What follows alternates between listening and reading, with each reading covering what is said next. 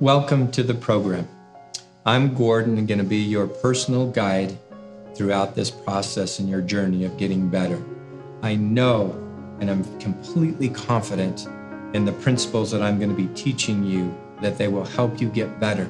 I have seen them work over and over again with those who are truly committed to the process and desire to get better. They're tired of, just sick and tired of being sick and tired. So thank you for joining me and allowing me to work with you. I'm going to explain all of these concepts that we're going to be talking about in detail in a number of videos that we've shot, and then encourage you to practice the exercises on a consistent basis. And then you'll get to see what I'm talking about as your life starts to unwind from the addiction and you start to make progress in what you've desired for so long. I've been working in this field for a long time.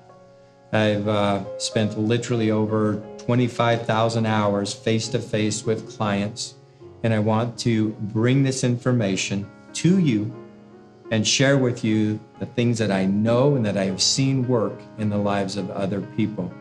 And just a background of my credentials: I have a master's degree in clinical psychology. I'm a licensed professional counselor in the state of Utah and also an American board certified counselor, and have been working in the addiction field for 25 years. To understand how to manage an addiction as you continue to move forward in your life, it's absolutely necessary to understand the whys of addiction. Why does it happen? How does it start? How did my life get to this point, or a loved one's life get to this point?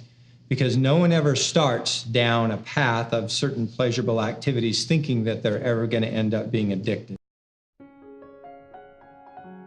A habit is something that is a little bit irritating, but you can stop it by your will. And an addiction is something that you've committed to stop over and over again. There's negative consequences with the behavior, and then despite those negative consequences and commitments to stop, you find yourself going back to that behavior over and over again, and it destroys your confidence, destroys your peace, and your tolerance increases in time, meaning you have to have more of whatever the drug of choice is in order to feel satisfied. And that's where a life gets out of control. And that's where you lose freedom. And then that's where the higher functioning brain, we call the prefrontal cortex, the moral rational brain, is frustrated. And in order to be at peace as human beings, it's my belief, after spending so many years doing this, that you've got to have the mind and the heart connected together. We now know that the bulk of our pleasure centers, where addiction originates, is in the limbic part of the brain.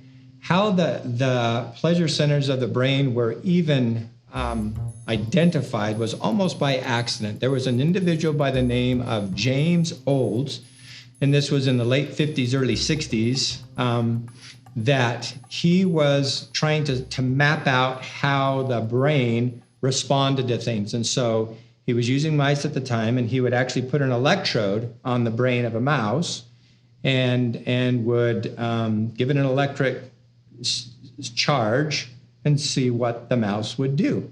Nothing would happen here, nothing would happen here, and then all of a sudden he hooked to the limbic system. And before that, we didn't even know there was such a thing as the limbic system. And the mouse just went crazy. It sat there with that. He was hooked up where it had a lever where it could push the lever and get that charge. And when the mouse pushed the lever and got the charge, what do you think the mouse did? Went right back and pushed the lever again, and the same thing happened. And then the mouse would sit there and do nothing else but just push that lever over and over again at the expense of all other things, thousands of times an hour, until it was completely exhausted. That's how the limbic system, or the pleasure centers in the limbic system, were first identified. And since then, there's just been tons of research to indicate that this is the core issue in addiction, and it has to do with a neurochemical called dopamine. And one of the things that at the outset that's really helpful for anyone who struggles with an addiction is to help them identify what's known as the addictive voice. So if we were to use a metaphor, how the two-part brain works, the limbic system and then the higher functioning brain called the neocortex, and more specifically the prefrontal cortex, that we use the metaphor of an iceberg. 85 to 90% of an iceberg is underneath the surface of the water.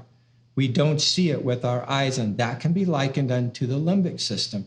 It's submerged, it's subconscious, and neuroscientists now agree across the board that the bulk of our behavior, 85 to 90% of it, is driven from these unconscious regions of the brain, totally outside of our awareness most of the time. When people come in to treatment for the first time, and I explain this concept to them, this is where they have what we call the aha moment. They go, really?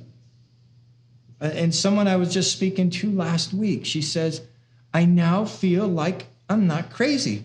Now I understand what I've been dealing with for all these years. And actually her comment was, I have been praying for this information for over 40 years. I spent countless dollars on medications and therapy, and no one's ever explained it this way. I was trying to force my limbic system away where I wouldn't have triggers. I was frustrated because I kept having triggers. Now I understand I can't stop those triggers from coming, and there's nothing wrong with me. And now I have hope, as you're talking about these 5 key strategies, of how to deal with it going forward in my life. And so it was an amazing experience for this individual, but I've heard the same thing so many times.